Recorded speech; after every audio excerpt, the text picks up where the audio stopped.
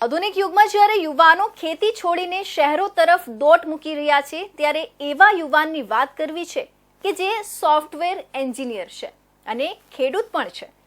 સોફ્ટવેરનો સ્વતંત્ર બિઝનેસ કરે છે. એટલું જ નહીં, ફૂલોની ખેતી કરીને વેચાણ પણ કરે છે. એટલે જ ખેડૂત, સોફ્ટવેર એન્જિનિયર અને વેપારીનો ત્રિવેણી સંગમ એવા આ યુવા ખેડૂત અન્ય યુવાનો માટે પ્રેરક ઉદાહરણ પૂરું પાડી રહ્યા છે.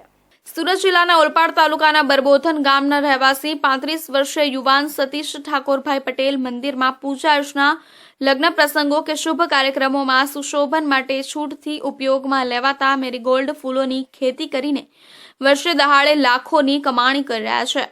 સતીશ પટેલ કહે છે કે મને નાનપણથી જ ખેતી સાથે અત્યંત લગાવ હતો. હું ભણી ગણીને સોફ્ટવેર એન્જિનિયર બન્યો. હાલ સુરત શહેરમાં 2 ઓફિસ સાથે સોફ્ટવેર ડેવલપમેન્ટનું કાર્ય સંભાળી રહ્યો છું. પણ કોરોનાના સમયગાળા બાદ સોફ્ટવેરના વ્યવસાયની સાથે પૈતૃક જમીનમાં કંઈક નવું કરવાની તમન્ના જાગી, જેથી ગલગોટાના ફૂલોની ખેતી કરવાની શરૂઆત કરી હતી. ઓગસ્ટ 2024માં 3 એકરમાં પીળા અને નારંગી રંગના ગલગોટાનું વાવેતર કર્યું.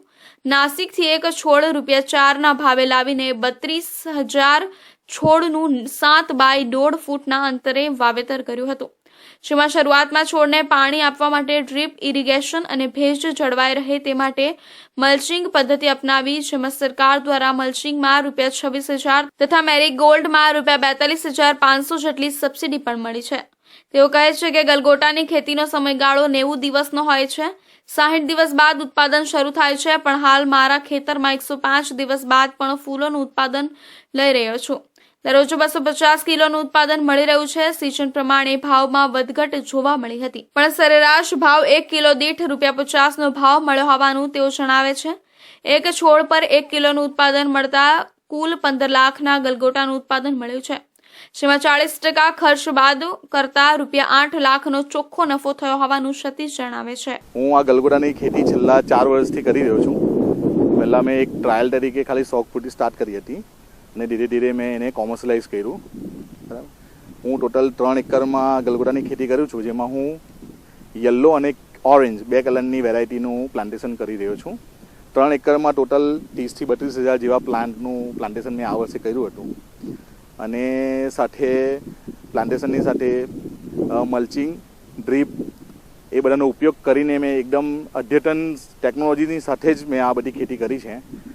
જેમાં પણ મને ગુજરાત સરકારના જે બાગાયત વિભાગ તરફથી મલ્ચિંગ માટે 50%, પ્લાન્ટ માટે 40%ની સબસિડી પણ પૂરી પાડવામાં આવી હતી, જેના સહાયથી હું આ સફળ થઈ શક્યો છું એકચ્યુઅલી.